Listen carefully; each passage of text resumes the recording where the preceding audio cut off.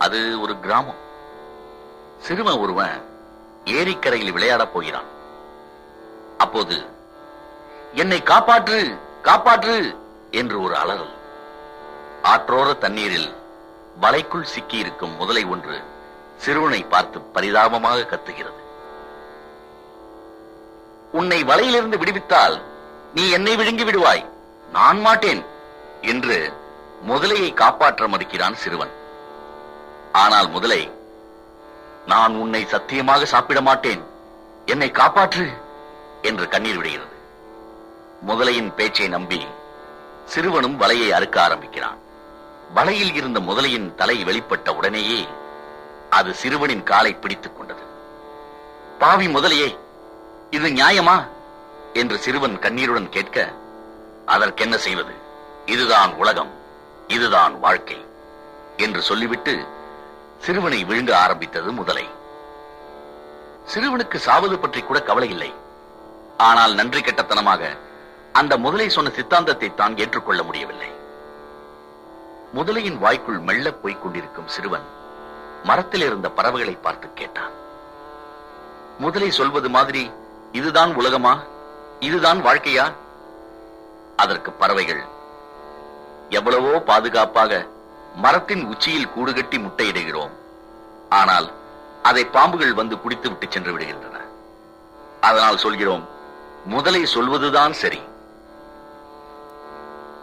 ஏரிக்கரையில் மேய்ந்து கொண்டிருக்கும் கழுதையை பார்த்து சிறுவன் அதே கேள்வியை கேட்கிறான். நான் இளமையாக இருந்த காலத்தில் என் எஜமான் அழுக்கு துணிகளை சுமக்க வைத்து என்னை சக்கையாக பிழிந்தெடுத்தான். எனக்கு வயதாகி நடை தளர்ந்து போன போது எனக்கு தீனி போட முடியாது என்று சொல்லி என்னை துரத்து விட்டான். முதலை சொல்வதில் தப்பே இல்லை, இதுதான் உலகம், இதுதான் வாழ்க்கை என்றது கழுதை. சிறுவனால் அப்போதும் ஏற்றுக்கொள்ள முடியவில்லை. கடைசியாக ஒரு முயலை பார்த்து சிறுவன் இதே கேள்வியை கேட்கிறான். இல்லை, முதலை சொல்வதை நான் ஏற்றுக்கொள்ளவில்லை, முதலை பிதற்றுகிறது என்று முயல் சொல்ல முதலைக்கு கோபம் வந்துவிட்டது. சிறுவனின் காலை கவ்வியபடியே வாதாடத் தொடங்கியது. சிறுவனை வாயால் கவ்விக்கொண்டே நீ பேசுவதால் நீ சொல்வது எனக்கு சரியாக புரியவில்லை என்றது முயல்.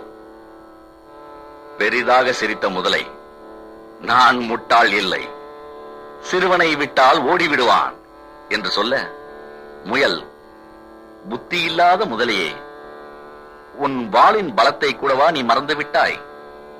சிறுவன் ஓட முயற்சித்தால் வாளால் அவனை ஒரே அடியில் உன்னை வீழ்த்தி பிடித்து விட முடியுமே என்று நினைவுபடுத்த முதலையும் சிறுவனை விடுவித்து விட்டு பேசத் துவங்கியது. அப்போதுதான் முயல் சிறுவனை பார்த்து, நிற்காதே, ஓடிவிடு என்று கத்த சிறுவன் ஓடுகிறான். முதலை சிறுவனை வீழ்த்த வாளை உயர்த்திய போதுதான் அதற்கும் ஒன்று புரிந்தது. வலையிலே சிக்கியிருக்கும் வால் பகுதியை விடுவிப்பதற்குள் சிறுவனை விழுங்க துவங்கியது. அதன் நினைவுக்கு வந்தது. சிறுவன் தப்பி ஓடிவிட்டான்.